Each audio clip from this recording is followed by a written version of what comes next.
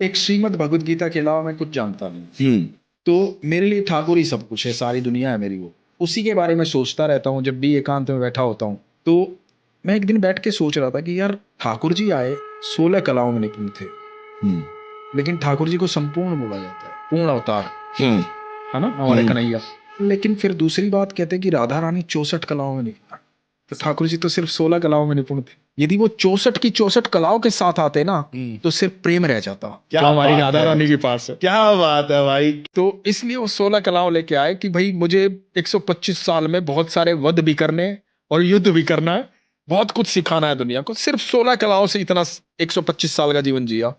यदि वो 64 कलाओं के साथ आते ना धरती पे तो सिर्फ प्रेम होता फिर, और प्रेम की आवश्यकता नहीं थी वहां, वहां युद्ध की आवश्यकता थी।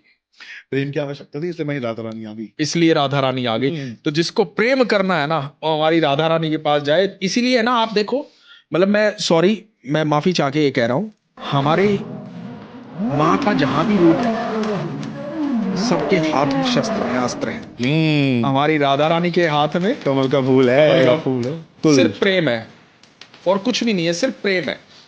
इसलिए कितने भी पाप भी किए हो ना उसकी शरण में चले जाओगे ना तुरंत माफ है। वो पूछती ही नहीं कि भाई तू क्या कर गया, तू मेरे पास आ गया मेरा हो गया बस।